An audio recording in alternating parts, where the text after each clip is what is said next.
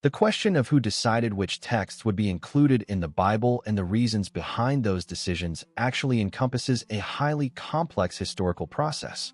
Today, when people speak of the Bible, many assume that it was presented in a complete and unchanging form, never open to debate throughout history. However, historical research reveals a completely different picture. In particular, the New Testament gradually took shape over a long period, being finalized through the selection among various texts, with some being accepted and others rejected. This process neither occurred suddenly nor resulted in unanimous agreement. The key question is, who were the people deciding which texts would be included in the Bible, and what factors influenced these decisions? To answer this, one must examine the earliest Christian communities, the political and religious circumstances of the Roman Empire, theological disputes, and struggles for power. First, it is important to recognize that during Jesus' lifetime and in the early stages that followed, there was no single book called the Bible. Jesus and his followers referred to Jewish sacred texts, the Torah, the prophets, and the Psalms. For them, these were the sacred writings. Even during Jesus' lifetime and immediately after his death, the first Christian communities had no intention of compiling a massive book. They believed Jesus would return very soon. For this reason, in the early period, they prioritized oral tradition over written texts. The words, actions, and miracles of Jesus, as well as accounts of his crucifixion, were transmitted through memory across generations. So how did the first written texts come into being? Over time, as Jesus' return was delayed and the eyewitnesses aged and passed away, the risk of losing these memories increased. Consequently, Christian communities began to recognize the necessity of recording these accounts in writing. Among the earliest written sources were not the Gospels, which are widely known today, but the letters of Paul. Paul's purpose was to provide explanations regarding matters of faith to Christian communities in different cities, offer guidance, and share his theological perspectives. Interestingly, these letters were not originally perceived as part of the Bible. The Gospels were compiled later, following these writings. The formation of the Bible was a complex historical process shaped by a combination of social, political, and religious factors. Understanding this history not only sheds light on religious matters, but also provides deeper insight into how early Christianity evolved. Interestingly, the word gospel literally does not mean a book, but rather good news. In the early period, there was no single gospel. Different communities wrote their own gospels. Why did so many gospels emerge? Today, we recognize four main gospels: Matthew, Mark, Luke, and John. However, historians confirm that in the first centuries, dozens of different gospels existed. The Gospel of Thomas, the Gospel of Mary Magdalene, the Gospel of Judas, the Gospel of Peter, and many others drew attention with their varied content. Some of these texts presented Jesus in a more human light, while others portrayed him in a more divine way. Some emphasized the crucifixion as the central event, while others focused on secret knowledge and spiritual enlightenment. These differences reveal that early Christianity was not a unified, monolithic belief system. So, which gospel was considered correct? The key question arises here. Who decided which texts would be accepted and which would be excluded? In the first centuries, these decisions were not centralized. Each community considered the texts they read and believed in as true. However, as Christianity began to spread throughout the Roman Empire, the problem of unity emerged. Different forms of belief were seen as a potential threat to the political stability of the empire. During the 2nd to 3rd centuries, when Christianity was still a secretive movement, theological disputes became politically significant as the religion gained official recognition under Constantine. For the Roman Empire, the priority was to establish a unified doctrine because a single belief system also ensured unified obedience. Thus, debates arose over which text would remain in use and which would be labeled as heretical. It was at this turning point that church leaders, bishops, and theologians began to convene and make decisions. These decisions served not only spiritual purposes, but also political interests. What is the canon, and why is it so important? The concept of the canon holds a central place in the formation of the Bible. The word canon comes from ancient Greek and means measure, standard, or rule. In other words, The canon is a list that ensures certain texts are considered true, reliable, and divine. However, it is important to note that the canon was not a sacred list handed down from heaven. This list was created by humans under specific historical and political circumstances. Whose views were accepted and whose were silenced was closely tied to the balance of power at the time. In the first centuries of Christianity, each church had its own canon. A text read in one region might not be recognized in another. For example, the Gospel of Thomas was read in Egypt, but in Rome, it was considered dangerous. Over time, this diversity among texts became a serious problem. Why was a single Bible necessary? After the Roman Empire adopted Christianity, religion ceased to be merely a personal belief and became a matter of state. For the state, the greatest threat was chaos. Different understandings of Jesus, competing theories of salvation, and conflicting sacred texts could threaten the unity of the empire. As a result, church leaders reached a decision. If there was to be a shared faith, there must be a single book. The unified Bible became a symbol of unified teaching, a unified church, and unified obedience. At this stage, the question, which texts are correct, lost some of its importance, and the focus shifted to which texts are useful. To resolve these issues, church councils were convened. Bishops, clerics, and representatives of the empire participated in these councils, where complex deliberations took place. One of the most famous of these was the Council of Nicaea. Discussions there focused on Jesus' identity, his relationship with God, and the boundaries of teaching. However, these meetings were not entirely free forums for debate.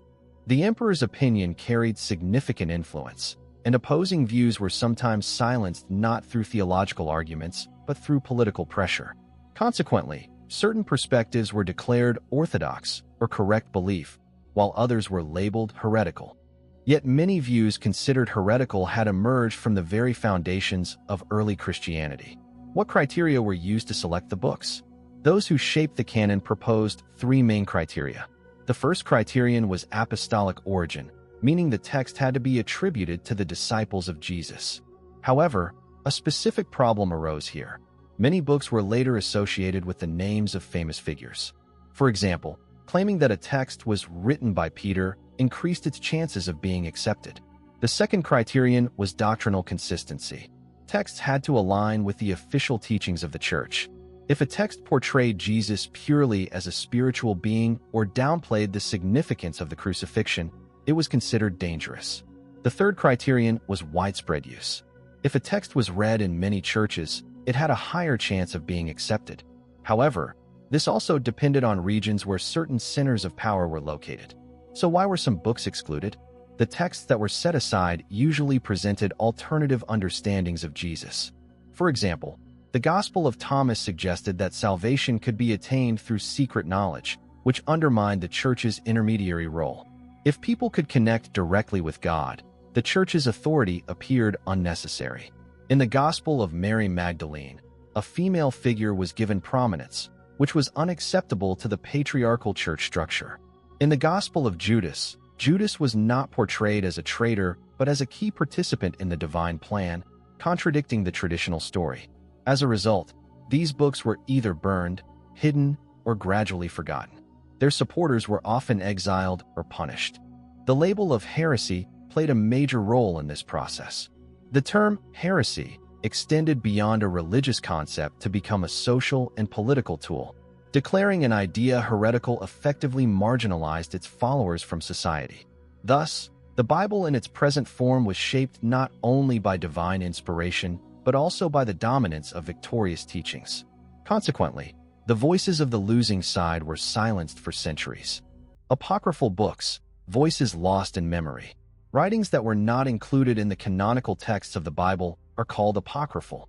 The term apocrypha carries the meaning of hidden or concealed. These writings are not forgeries. They simply were not recognized by the church as part of the official spiritual canon. Apocryphal works were widespread among early Christian communities and reflected a variety of experiences. They often focused on spiritual depth and alternative teachings. For example, the Gospel of Thomas shed light on the inner world of the individual and the path to self-realization, while the Gospel of Mary Magdalene emphasized the spiritual leadership of women. These writings were used in the life of early Christian society, but church leaders considered them a potential threat. As a result, many apocryphal texts remained hidden for centuries and only resurfaced in the 19th to 20th centuries, for instance, with the Nag Hammadi discoveries. These findings demonstrated that early Christianity was not a homogeneous structure, but a rich palette of diversity and thought. So why were some truths hidden? The determination of canonical texts arose not only from religious considerations, but also from motives of power and control.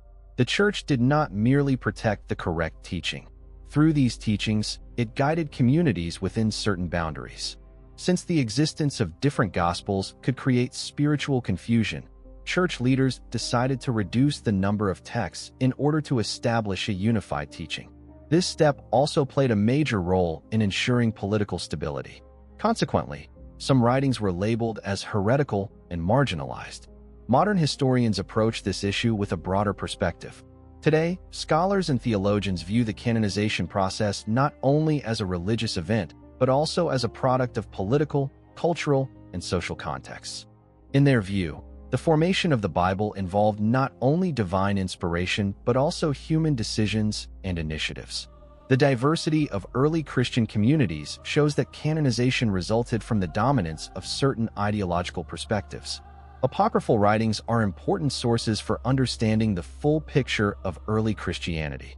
The Bible provides valuable lessons both for those seeking spiritual depth and for those interested in history and the human factor. These works are not only messages from God, they are also a rich collective cultural heritage shaped by human decisions and historical circumstances. Historical consequences. This process led to several important outcomes. 1. Unified teaching. The unified teaching presented by the Bible centralized the Church and contributed to its unity. 2. Concept of heresy.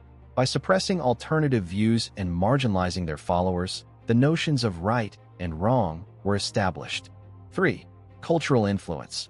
Through canonical texts, Christianity became not only a religious, but also a cultural and social force. 4.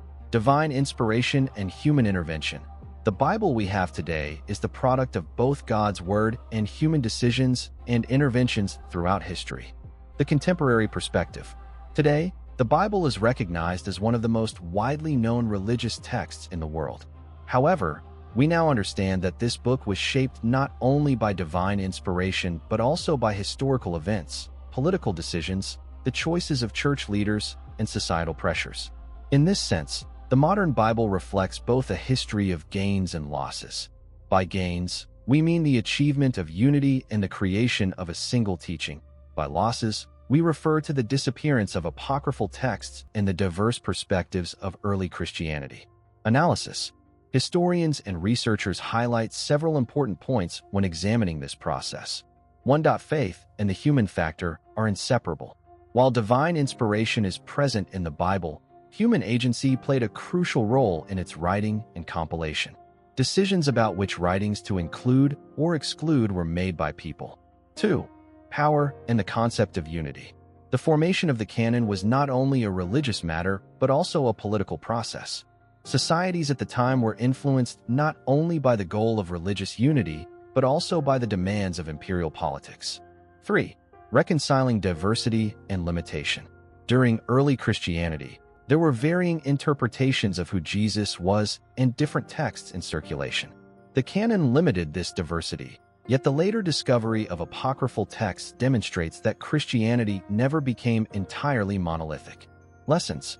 Several lessons can be drawn from this historical process. It is important to approach historical and religious texts with a critical perspective.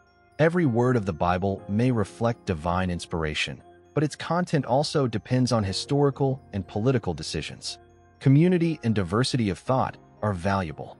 Early Christianity was enriched by multiple voices, and this diversity still echoes in some texts.